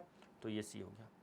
अब ये वाला थोड़ा अच्छा है, सर ये तो सिर्फ 0 है, ये कौन सी प्रॉपर्टी को फॉलो कर रहा, एक ही एलिमेंट है, कॉमन प्रॉपर्टी की बात ही क्या होगी। अगर एक से ज्यादा होता तो सोचते कि दोनों का कॉमन क्या है, यहाँ तो एक ही एलिमेंट है, ये तो और आसान है। देखने में लग रहा होगा ये तो टफ है, ये तो और आसान है। जानते हो क्या लिखूंगा इसमें, देखो डी में क्या लिखेंगे, x लिखा मैंने such that x equal to बस 0 लिख दो, हो गया खत्म है। ये तो सर तो वही हो गया सर, 0 बस लिख दो। नहीं, इसमें मैंने लिखा ना d का एलिमेंट x है, x stand for 0, x equal to 0, बस खत्म हो गया। शेड्यूल्ड फॉर्म आया समझ में? जी सर आ गया। तो चलिएगा यहाँ तक लिख लीजिए, फिर आगे बढ़ेंगे क्वेश्चन करेंगे। लिखिए, लिख लिए? चलो नाउ अब कुछ क्वेश्चंस करते हैं। ये describe the following set in roster form, तो मतलब ये मेरा किस फॉर्म में दिया हुआ है, सेट बिल्डर फॉर्म में दिया हुआ है, इसको रोस्टर फॉर्म में लिखना है। सर ये वाली टाइपिंग इस वाली टाइपिंग में डिफरेंस है, तो यहाँ पे ना बाय मिस्टेक लिखा हुआ था describe the following in set builder form, तो मुझे रोस्टर फॉर्म में लिखना है ना, ये मेरी टाइपिंग है। आओ तो पहला वाला क्वेश्चन क्या कह रहा है कि एक एलिमेंट ये वाला सेट है ना, इसको हम लोग लिखते हैं किस फॉर्म में, सेट बिल्डर फॉर्म में। तो मान लेते हैं लेट्स से ये वाला सेट ए है, इसको मैं ए मान लेता हूँ, इस वाले सेट को मैं बी मान लेता हूँ, इसको मैं सी मान लेता हूँ, इसको मैं डी मान लेता हूँ। ठीक है, तो पहला वाला जो भी ये सेट है ना, इसको मैं ए मान लिया, ए इक्वल टू लिखूंगा मैं। ठीक है, किस फॉर्म में दिया हुआ है सर, ये सेट बिल्डर फॉर्म में है। अब सेट बिल्डर फॉर्म में तो देखो सच डेट, ये जो डबल डॉट है सच डेट का साइन है, इसके पहले जो एलिमेंट x है वो a के सारे एलिमेंट को डिनोट कर रहा है। अब सच डेट के बाद x के बारे में लिखा हुआ है x is letter before e in the English alphabet, मतलब e के पहले जितने भी लेटर्स हैं उस वो x है, तो लिख लो x, a b c d before e, तो e नहीं आएगा है ना, e नहीं आएगा। आया समझ में? बस हो गया, फिनिश है ना। अगला क्या है, मतलब सर रोस्टर से सेट बिल्डर फॉर्म में थोड़ा मेहनत है, सेट बिल्डर फॉर्म से रोस्टर फॉर्म तो एकदम हलवा है। क्या हलवा है? देखो बी का एलिमेंट, चलो आओ देखते हैं बी में क्या कह रहा है। बी में क्या कह रहा है, ये कह रहा है एक्स जो है नेचुरल नंबर है, एक्स क्या है नेचुरल नंबर है, सच that x square less then 25, तो मतलब एक्स नेचुरल नंबर, हर नेचुरल नंबर लेना है जिसका स्क्वायर 25 से छोटा हो। तो बताओ कौन कौन सा नेचुरल नंबर ऐसा है जिसका स्क्वायर करने पे 25 से छोटा होगा। 1 का स्क्वायर 1 होगा, 2 का 4 होगा, 3 का क्या होगा 9 होगा, और 4 का 16 होगा, 5 का 25 हो जाएगा। हमें यहाँ पे परफेक्ट स्क्वायर नंबर नहीं लिखना था, हमें स्क्वायर वाला नंबर नहीं लिखना था। कुछ बच्चे सोच रहे होंगे सर 1 होगा, 4 9 16 लिख दो। नहीं नहीं नहीं, मुझे x के बारे में लिखना है। b का एलिमेंट x है सच that x square less then 25 है। x किस प्रॉपर्टी को फॉलो कर रहा है कि उसका स्क्वायर करने पे 25 से छोटा हो, नेचुरल नंबर लेना है ना, बिलोंग्स टू n। बताया हूँ n का मतलब होता है set of natural number, r का मतलब set of real number, q का मतलब set of rational number. Irrational नहीं बताया था, अभी लिख लो। q डैश का मतलब होता है सेट ऑफ इरैशनल, q के टकले पे c लगा दिया, ये मेरा सेट ऑफ इरैशनल नंबर है ना, ये हो गया है सेट ऑफ इरैशनल नंबर है ना। या फिर अगर मैं t लिख दूं तो ये भी हमारा क्या हो जाएगा, सेट ऑफ इरैशनल नंबर। याद रखिएगा इरैशनल नंबर को हम लोग t से डिनोट करेंगे। ठीक है, इरैशनल नंबर है ना, लिख लीजिएगा इसको। चलो अभी सवाल पे आ जाते हैं। तो ये हो जाएगा 1 2 3 और 4, बस इतना ही एलिमेंट आएंगे इसमें। नेक्स्ट आ जाइए, क्या लिखा हुआ है, c है x, c का एलिमेंट x है सच डेट, मतलब x नेचुरल नंबर है such that x is prime number. Okay, prime number कहाँ से, 10 से 20 के बीच में, 10 और 20 इंक्लूड नहीं है। ठीक है, तो यहाँ से मैं लिखूंगा इसका एलिमेंट जो होगा ये 10 11 13 14 नहीं, 15 नहीं, 16 भी नहीं, 17 18 भी नहीं, 19, ये क्या हो गया हमारा सेट ऑफ प्राइम नंबर 10 से 20 के बीच में। ठीक है, नेक्स्ट क्या कह रहा है, d है जो कि x है, उसका एलिमेंट नेचुरल नंबर है मतलब x belong to natural number such that x is 2n। तो देखो ये वाला सेट में अपन ना 3 डॉट लगी, इनफाइनाइट है, चलते जाएगा, इनफाइनाइट एलिमेंट होंगे इसमें, ये चलते जाएगा। x का एलिमेंट आप यहाँ पे n का वैल्यू 1 रखोगे तो ये 2 मिलेगा, है ना, 1 रखना है, -1 मत रखिएगा क्योंकि नेचुरल नंबर लेना है। 2 फिर 4 फिर 6 फिर 8, 5 रखोगे 10 मिलेगा, 6 रखोगे 12 मिलेगा। इस टाइप से ये चलते जाएगा। चमकू सर चमकू लिखिएगा, है ना। चलो आगे बढ़े। नाउ अब ये मैच द कॉलम है, इनको ना ये दो क्या लिखा हुआ है, match the set of natural. बहुत ईजी है, बहुत ईजी है। देखो उस साइड रोस्टर फॉर्म दिया हुआ है, इस साइड रेशनल फॉर्म दिया हुआ है, सॉरी सेट बिल्डर फॉर्म दिया हुआ है, roster form set builder form. चलो बताओ पहले का क्या हो जाएगा दोस्तों, फर्स्ट का ना इसमें ना ऐसा करना था, इसमें ना ABCD लिख देना था। चलो कोई नहीं, फर्स्ट का क्या हो जाएगा, 1 का किस पे बनेगा बताओ, 1 है PRINCAL, मतलब इससे लग रहा है PRINC आई आ चुका है P, ठीक है। तो फर्स्ट हमारा A पे जाएगा, फर्स्ट हमारा किस पे जाएगा, इस पे जाएगा, ठीक है। फर्स्ट का इमेज आ गया, फर्स्ट का मतलब आंसर है D। ये जो रोस्टर, इस सेट बिल्डर फॉर्म का ये रोस्टर फॉर्म है। 0 मेरा क्या है, 0 बताओ क्या होगा, ये रोस्टर फॉर्म में है। देखो सेट बिल्डर फॉर्म लिखा हुआ है, सच that x is integer and x + 1 = 0। जैसे मैंने ये क्वेश्चन आपको करवाया था, ये देखो, ये जैसे लिखा, ये जो 0 है, कहाँ गया जी, 0। इसको आपको अगर मान लो रोस्टर फॉर्म में लिखा हुआ है, सेट बिल्डर फॉर्म में ले जाना है, तो ये ऐसे भी लिख सकते थे या फिर आप ऐसे भी लिख सकते थे। x होगा एलिमेंट सच दैट x + 5 = मान लो मैंने 5 लिखा, बस हो गया, यहाँ तो 0 ही तो देगा, है ना। ऐसे भी लिख सकते थे, कोई बच्चा x + 7 लिख देगा, है ना, x + 7 = 7, है ना। तो दूसरा वाले का क्या हो जाएगा, इसका मतलब इसमें ना बेटा एक अपने को एक करेक्शन करना था। चलो अब ये 1 2 3 इधर ABC रखना था, कोई नहीं। इसका क्या आ जाएगा बताओ, इसका 0 आना चाहिए, 0 बोले तो ये, ठीक है। इसका क्या आ जाएगा, 1 2 3 6 9 और 18। ये देखो positive integers and divisor of 18 का डिवाइजर का क्या होता है, 18 का मतलब फैक्टर, 1 हो जाएगा, 2 3 4 होगा नहीं, 5 भी नहीं, 6 7 8 नहीं, 1 2 3 5 कैसे होगा, और 18 वही है, 1 2 3 6 यस। तो इसका कहाँ पे चला जाएगा दोस्तों, इसका चला जाएगा यहाँ, इस पे आ जाइए, एक रह गया सर, वही इसी पे जाएगा। और ऑब्वियसली देखो ना x² = 9 लिखा हुआ है, तो मुझे बताओ x² = -9 है, इधर जाएगा तो +9 हो जाएगा, तो x की वैल्यू क्या आ जाएगी, +-3, वही तो लिखा हुआ था, ठीक है। ये हो गया, आगे बढ़े, ठीक है। नाउ अब हम लोग देखते हैं टाइप ऑफ सेट, हेडिंग दीजिएगा टाइप ऑफ सेट। तो पहला टाइप है एम्प्टी सेट, एक ऐसा सेट जिसमें एक भी एलिमेंट ना हो। अब आपके मन में आ रहा होगा सर एक भी एलिमेंट ना हो तो मतलब अभी एक सेट दिया हुआ था सर जिसमें ऐसे लिखा हुआ था 0, तो ये एम्प्टी सेट होगा। नहीं नहीं नहीं, ये एम्प्टी सेट नहीं होगा। ये जो सेट है ये है होगा सिंगलेटन सेट, इसमें एक एलिमेंट है जो कि 0 है, खाली डब्बा होना, डब्बे में कुछ भी ना होना, डब्बे में कुछ भी होना, खाली डब्बा होना को कहा जाता है एम्प्टी सेट या नल सेट या वॉइड सेट, है ना। इसको क्या बोलेंगे, एम्प्टी सेट बोल दो, या फिर इसी को ना बच्चों नल सेट भी बोला जाता है, या इसी को ना हम लोग ना वॉइड सेट भी बोलते हैं, है ना, VOID वॉइड सेट, ठीक है, याद रहेगा, है ना। तो एक ऐसा सेट जिसमें कुछ भी ना हो, कोई भी एलिमेंट ना हो। बहुत बच्चे इसमें कंफ्यूज हो जाते हैं कि स्टूडेंट की सर 0 रहेगा तो ये हमारा नल सेट नहीं होगा, इसको बोला जाता है सिंगलेटन सेट जिसमें एक एलिमेंट हो, है ना। तो ये मेरा एम्प्टी सेट हो गया जिसमें एक भी एलिमेंट ना हो, ठीक है। A set is set to be empty, null और void set if it has no element, है ना। इट इज डिनोटेड बाय, याद रखिएगा एम्प्टी सेट को हम जानते हैं, सेट्स को तो किसी भी स्मॉल लेटर से डिनोट करते हैं, लेकिन एम्प्टी सेट का एक अलग से होता है ना। एम्प्टी सेट को जनरली 5 से डिनोट किया जाता है, ठीक है। रोस्टर फॉर्म लिखने का तरीका है, एम्प्टी सेट को 5 से डिनोट करोगे या फिर सिंपल रोस्टर फॉर्म में ना ऐसे लिख दो, इसमें कुछ लिखो ही मत, इसमें कुछ लिखो ही मत। ये मेरा रोस्टर फॉर्म है एम्प्टी सेट का। सेट बिल्डर फॉर्म में ऐसा लिख दो, मान लो मुझे कोई एक सेट लिखना हो, जैसे मान लीजिए एक सेट लिखता हूँ मैं ए, मैं लिखता हूँ x, उसका एलिमेंट x है, सच डैट x की वैल्यू 4 से लेकर 7 के बीच में है, या ऐसा लिख देता हूँ मैं, सच डैट x की वैल्यू 4 से 5 के बीच में है, और x क्या है, x बिलोंग टू इंटीजर। तो मुझे आप खुद बताओ 4 और 5 के बीच में एक भी इंटीजर है, नहीं है, तो ये कैसा सेट है, एम्प्टी सेट है ना। चलिए आगे बढ़ते हैं। याद रखिएगा नल सेट या एम्प्टी सेट जिसमें एक भी एलिमेंट नहीं होता है उसको 5 से डिनोट करते हैं। रोस्टर फॉर्म में हम लोग कर्ली ब्रैकेट डालो, उसके अंदर कुछ भी मत लिखो, खाली डब्बा, ठीक है।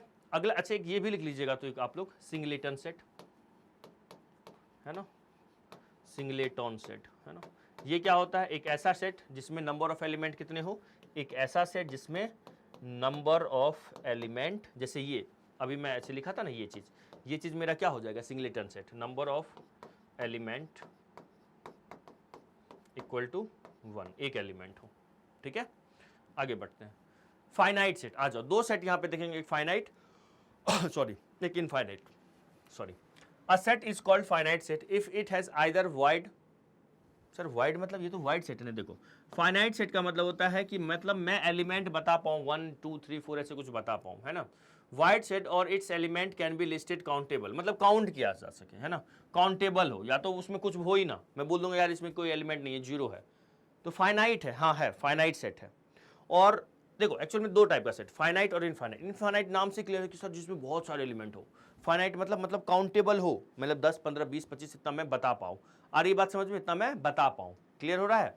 तो ये मेरा क्या हो जाएगा, वाइड सेट या फिर नल सेट, है ना। लेकिन इसको भी हम लोग ना फाइनाइट सेट भी बोलेंगे, काउंटेबल तो है, बोल देंगे जीरो एलिमेंट है।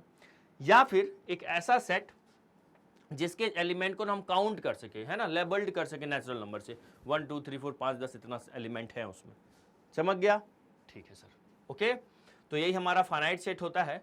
और नाउ अगला जो है ना हमारा, इसमें आइएगा पहले, इनफाइनाइट सेट। इनफाइनाइट सेट क्या होता है, the set whose elements can not be listed by natural number और for any natural number and can is called infinite set, मतलब बहुत सारे एलिमेंट हो, मैं बता ही नहीं पाऊँ कितने एलिमेंट है, 10 15 20 25, मतलब कितने एग्जैक्ट एलिमेंट है, बहुत सारे एलिमेंट हो जाएंगे, तो वो हमारा क्या हो जाएगा, इनफाइनाइट सेट, है ना। नंबर ऑफ एलिमेंट क्या हो जाए, इनफाइनाइट हो जाए। तो अब देखते हैं दोनों में डिफरेंस क्या एक्चुअल में।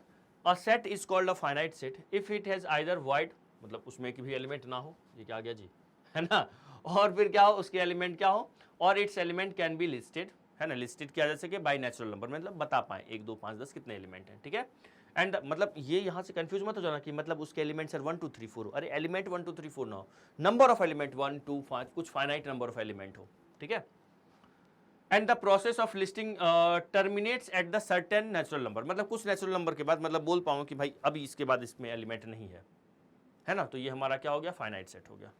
नेक्स्ट था हमारा इनफाइनाइट सेट, तो क्या कह रहा है, set whose elements can not be listed by natural number, मैं नहीं बता पाऊंगा इसमें n एलिमेंट है, 10 एलिमेंट है, 15 20, इनफाइनाइट एलिमेंट हो जाएंगे, तो वो क्या हो जाएगा, हमारा इनफाइनाइट सेट हो जाएगा। अब सुनना ध्यान से, ये वाला कंसेप्ट मैं पहले बता चुका हूं, कार्डिनल नंबर क्लास स्टार्ट होती है मैं बताया था, जिस किसी भी सेट में जितने नंबर ऑफ एलिमेंट होते हैं उसको कार्डिनल नंबर बोलते हैं, लेकिन ये this is defined for finite set, मेरे को बताना पड़ेगा ना 15 20 25 कितने हैं।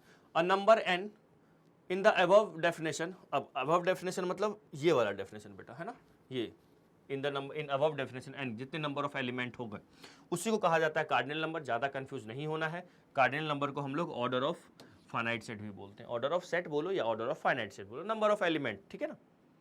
आ रही बात समझ में, okay. This is only defined for finite set. Infinite के लिए ये मत बोल देना सर उसका कार्डिनल नंबर ना इनफाइनाइट है, नहीं, ठीक है। कार्डिनल नंबर हम लोग फाइनाइट सेट के लिए यूज किया करेंगे, ठीक है। चलो, और इसको डिनोट किया जाता है कार्डिनल नंबर को किसी सेट में, मान लो 10 एलिमेंट है, एक सेट ए है, मान लो उसमें लिखा हुआ है ए बी, है ना, ये 2 एलिमेंट है, तो मैं बोलूंगा n A equal to 2, 2 element हो जाएगा, तो ठीक है। चलो आगे बढ़ते हैं। अब आप दो चीज सीखने वाले हैं यहाँ पे, इक्विवेलेंट सेट और इक्वल सेट। इक्विवेलेंट सेट और इक्वल सेट, देखो अगर दो सेट, सेट ए है और सेट बी है, मान लीजिए इस सेट में ना एलिमेंट है ए बी सी और डी, इस सेट में एलिमेंट मान लो 1 2 5 और 7 है। अगर आपसे सेट ए में नंबर ऑफ एलिमेंट पूछा जाएगा ना, number of element in set ए, तो आप 4 बोलेंगे। सेट बी में अगर नंबर ऑफ एलिमेंट पूछा जाएगा तो आप इसमें भी क्या बोलेंगे, 4 बोलेंगे। तो दोनों में नंबर ऑफ एलिमेंट क्या सेम है, मतलब कार्डिनल नंबर सेम है, तो ये हमारा इक्विवेलेंट सेट कहलाएगा। Two finite sets A and B are equivalent if their cardinal numbers are same. Their cardinal number क्या होता है, अगर उनका कार्डिनल नंबर क्या हो, सेम हो, तो उसको क्या कहा जाता है, finite set, sorry equivalent sets कहेंगे। इक्विवेलेंट एक रिलेटिव वर्ड है, दो सेट्स जब रहेगा तभी इक्विवेलेंट की चर्चा करेंगे हम। दो सेट इक्विवेलेंट सेट कब कहलाएगा, जब उसमें उसके कार्डिनल नंबर सेम हो, एलिमेंट अलग अलग हो चलेगा, लेकिन यहीं पे मान लो मैं एक सेट सी लिखा और उसमें मैं लिख दूं डी सी ए और बी। अब जरा ध्यान से देखो, सी को देखो इधर इधर और ए को देखो इधर, देखो इसमें भी ए बी सी डी है, इसमें भी ए बी सी डी है। तो यहां पे ना दोनों के कार्डिनल नंबर भी 4 4 हैं और दोनों के एलिमेंट भी सेम है, तो इनको मैं बोलूंगा इक्वल सेट्स। अगर दो सेट्स में सेम नंबर ऑफ एलिमेंट हो और एलिमेंट भी सेम हो तो वो इक्वल सेट कहलाता है, और सिर्फ नंबर ऑफ एलिमेंट सेम हो तो वो क्या कहलाएगा, इक्विवेलेंट सेट। दोनों में डिफरेंस समझ में आ रहा है? ये दोनों इक्विवेलेंट सेट है, बट ए और सी मेरा क्या है, इक्वल सेट्स है। बी और सी भी मेरा इक्विवेलेंट सेट है। क्लियर? क्लियर। फिर कुछ बच्चे डाउट हो रहे हैं, सर इसमें तो ए पहले है, बी बाद में, फिर सी, फिर डी। इसमें सर डी पहले आ गया, सी ए बी आ गया।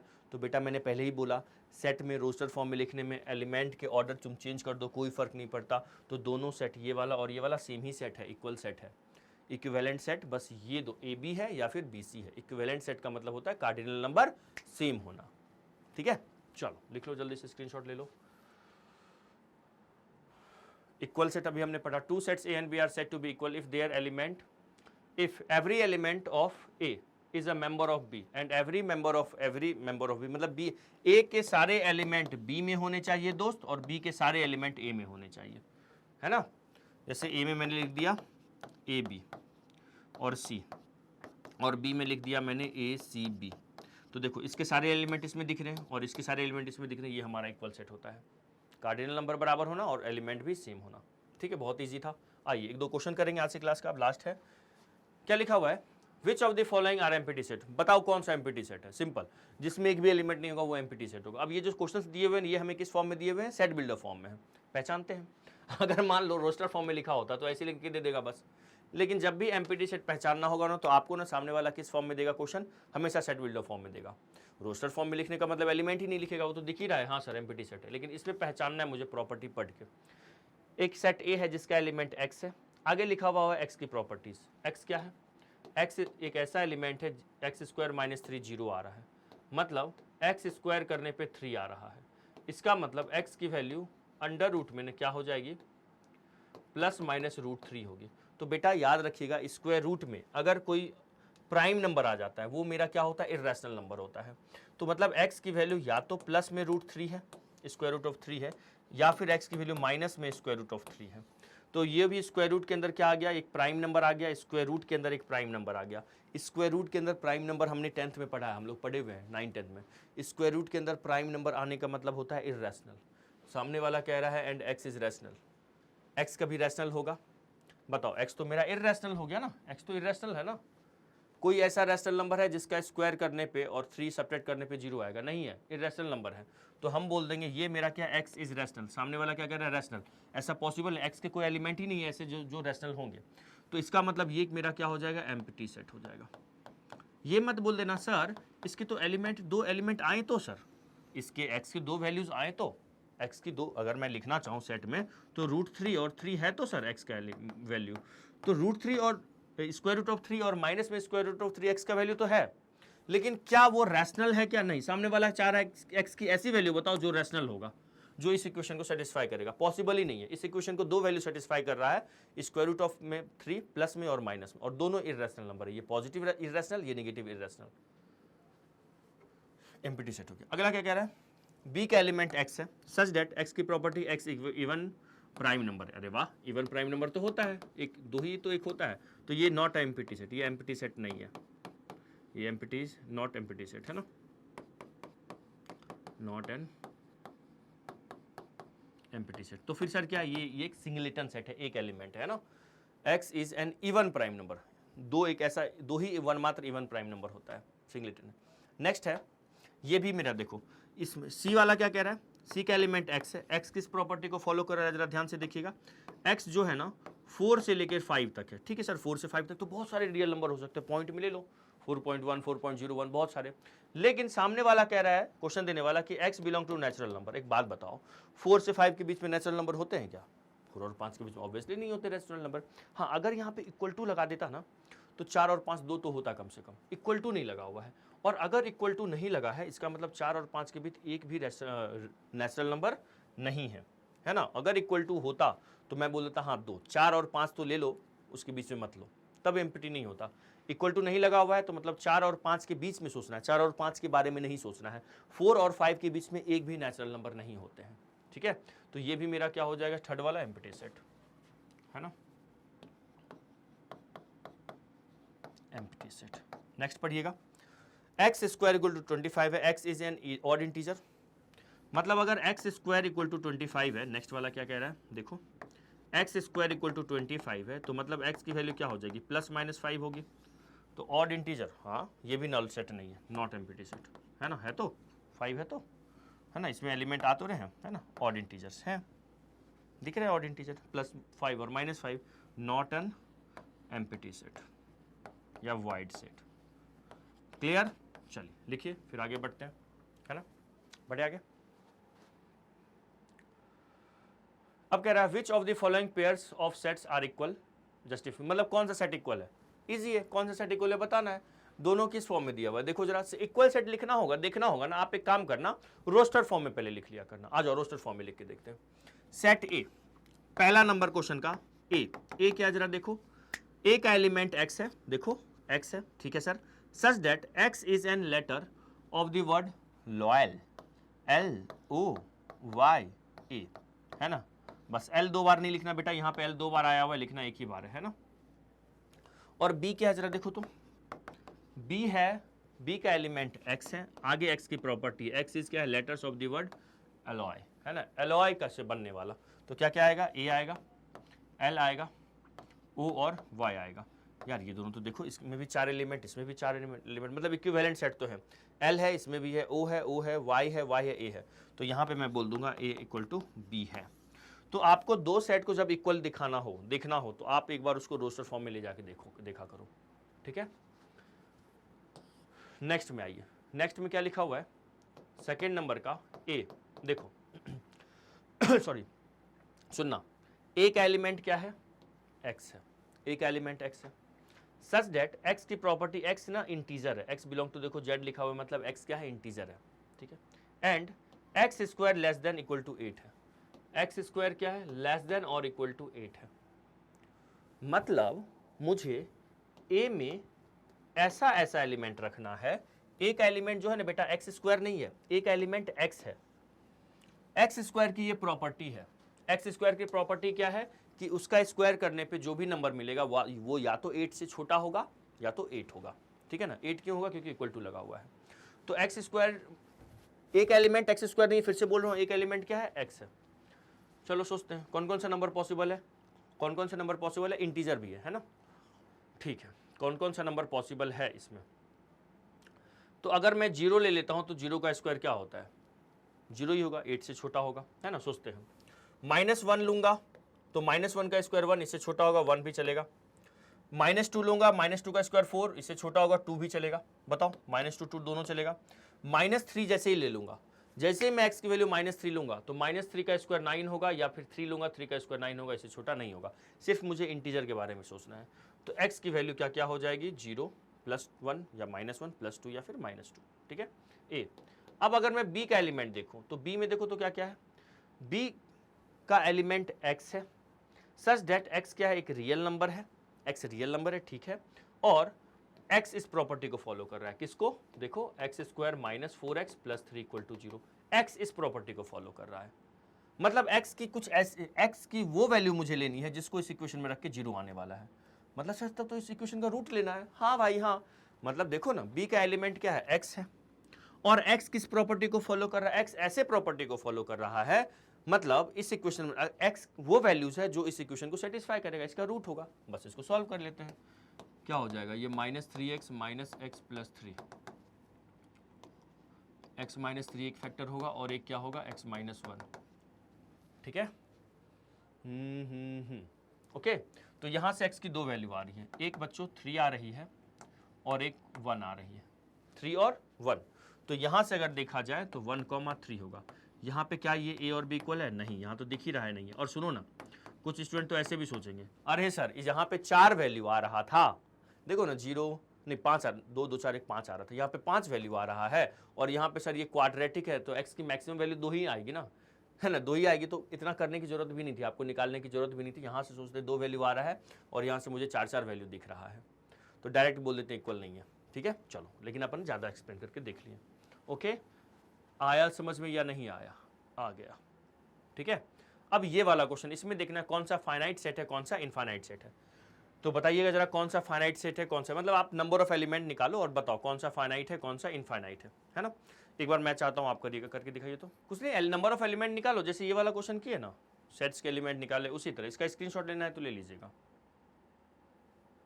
आइए इसमें आते हैं, क्या लिखा हुआ है, state which of the following sets are finite infinite. बहुत चिंदी सा सवाल है, लप्पू सा सवाल है, इजी सवाल है। एक एलिमेंट एक्स है, ठीक है, एक्स सच दैट, एक्स किस प्रॉपर्टी, एक्स इंटीजर है। ओके जी, देख लेते हैं एक्स इंटीजर है। अब इस इक्वेशन को सेटिस्फाई कर रहा है एक्स, देखते। तो यहां से अगर मैं देखूं, देखो x square minus 5x plus 6, x का एलिमेंट क्या है, एक्स इस प्रॉपर्टी को फॉलो कर रहा है, मतलब एक्स इस इक्वेशन का क्या है, रूट है, ठीक है। तो इसका मिडिल टर्म स्प्लिटिंग कितना हो जाएगा, -3x minus 2x plus 6 equal to 0। तो एक फैक्टर आ जाएगा x माइनस 3 और एक फैक्टर क्या आ जाएगा, x माइनस 2, ठीक है। तो मतलब यहाँ से ना x की दो वैल्यू आ रही है, कौन कौन सी, 2 और 3। तो मतलब मैं यहाँ से कहूँगा a की वैल्यू 2 और 3 है। मतलब दोस्तों ये क्या है, फाइनाइट सेट है। क्या है ये, एक फाइनाइट सेट है, फाइनाइट सेट। नेक्स्ट में आओ, क्या लिखा हुआ है, b का एलिमेंट x है सच दैट, अब उसके बाद प्रॉपर्टी है x एक इंटीजर है और x स्क्वायर इवन है। तो बताओ b का एलिमेंट x है, x इंटीजर है, x की ऐसी वैल्यू मुझे लेनी है जिसको स्क्वायर करने पे क्या क्या आ जाए, इवन नंबर आ जाए। तो सोचो कैसे नंबर का स्क्वायर इवन नंबर होता है, इवन नंबर का स्क्वायर तो इवन ही होगा, है ना। तो मैं यहां से कह सकता हूं let's say square even number है ना, -2 भी ले सकते हो आप, देखो -3 नहीं होगा, -5 होगा, नहीं -6 ले सकते हैं, 36 -5 का स्क्वायर 25 हो जाएगा, -4 ले सकते हो, -2 ले सकते हो, ठीक है, और 0 ले सकते हो, 2 ले सकते हो, फिर 4 हो जाएगा, फिर 6 हो जाएगा, है ना, 8 हो जाएगा, इस तरीके से सारे नंबर चले जाएंगे। मतलब b का एलिमेंट क्या क्या आएगा, एक ऐसा इंटीजर आएगा जिसको स्क्वायर करने पे क्या आना चाहिए, b का एलिमेंट x है और x किस प्रॉपर्टी को फॉलो कर रहा है, x को स्क्वायर करने पे क्या आना चाहिए, इवन नंबर आना चाहिए। यार ये तो इनफाइनाइट सेट हो जाएगा, ये तो इनफाइनाइट सेट हो गया, है ना। देखो ना बहुत सारे वैल्यूज हैं, है ना। नेक्स्ट क्या है, x c का एलिमेंट x है, x किस प्रॉपर्टी को फॉलो कर रहा है, x जो है वो इंटीजर है, x क्या है, इंटीजर है, और x स्क्वायर 36 है, x स्क्वायर क्या है, 36 है। मतलब यहां से x की दो वैल्यू आ रही है, एक +6 और एक -6।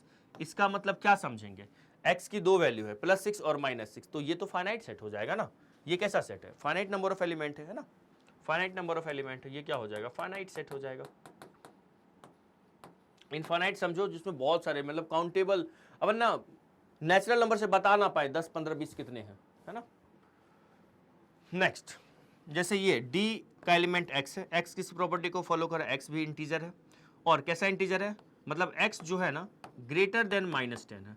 तो मतलब x का वैल्यू क्या क्या हो सकता है सर, यहाँ से x का वैल्यू -9, -10 से बड़ी वैल्यू -10, -8, -7, -6, -5, इस टाइप से चलते जाना है और चलते जाना है, चलते जाना है और चलते जाना है, ठीक है। 3 डॉट का मतलब है बस आपको आगे बढ़ते जाना है। तो ये भी हमारा क्या हो जाएगा, इनफाइनाइट सेट, ये भी क्या हो गया, इनफाइनाइट सेट। चमकू जी चमक गई हूँ, ठीक है, लिख लीजिएगा जल्दी से, है ना। तो ये आज का क्लास हमारा यहीं तक हुआ। आज हम लोगों ने क्या क्या सीखा दोस्तों, स्क्रीनशॉट एक बार पहले ले लो। तो आज हम लोग सेट के बारे में स्टार्ट किए पढ़ना, सेट क्या होता है ये सीखें, सेट को रिप्रेजेंट कैसे करते हैं, सेट को लिखने के कितने तरीके होते हैं, 2 तरीके होते हैं, बिलोंग्स टू का मतलब समझे, सेट के टाइप समझे, ठीक है, उस पर कुछ क्वेश्चंस के, इक्विवेलेंट सेट क्या होता है, इक्वल सेट क्या होता है वो सीखें। कोई अगर सेट रोस्टर फॉर्म में है तो उसको सेट बिल्डर फॉर्म में कैसे लिखेंगे, या सेट बिल्डर फॉर्म में है तो रोस्टर फॉर्म में कैसे लिखेंगे, ये सब सीखें, ठीक है। नेक्स्ट क्लास में इसके आगे हम लोग पढ़ेंगे। तो आज के लिए इतना ही, मिलते हैं नेक्स्ट क्लास में। और नेक्स्ट क्लास में जाने से पहले मैं आपको फिर से अपने टेस्ट सीरीज के बारे में बता दूं, जो हमारा सेंट्स टेस्ट सीरीज है। अगर आप वो नहीं लिए हो तो प्लीज़ आप उस टेस्ट सीरीज को ज्वाइन कर लीजिए। उससे फ़ायदा क्या होगा, अगर आप जेई की प्रिपरेशन कर रहे हैं तो टेस्ट सीरीज आपको जरूर ज्वाइन करना चाहिए। टेस्ट सीरीज ज्वाइन करने से आपको ये फ़ायदा होगा कि आप ना हर, ये जो टेस्ट सीरीज में जो आपको टेस्ट होगा हर 2 हफ्ते पे होगा, है ना, हर 14 डेज पे होगा। तो सोचो आप कितने सारे टेस्ट दे दोगे। एक जो आपका मेन फाइनल एग्जाम है, जो फाइनल जेई का एग्जाम होगा, उसके पहले आप कितने सारे टेस्ट देंगे। क्वेश्चंस के लेवल जो हमारे टेस्ट के होंगे बहुत बेहतरीन होंगे, जो हमारा एनटीए एग्जाम के अकॉर्डिंग ही वो क्वेश्चन का लेवल होगा, उसी अकॉर्डिंग क्वेश्चन आने वाला है। तो उसका ये हमारा फर्स्ट लेक्चर था, उसमें सेट का बेसिक मैथ्स में ये हम लोग सेट को कर रहे हैं, उसका ये हमारा फर्स्ट लेक्चर था। बेसिक मैथ में मैंने पहले भी आपको बताया क्या क्या पढ़ने वाले, set, inequality, logarithm, surd indices और भी कुछ चीज़ें पढ़ने वाले हैं, ठीक है। तो मिलते हैं नेक्स्ट क्लास में, तब तक के लिए बाय, जय हिंद, जय भारत, बाय बाय।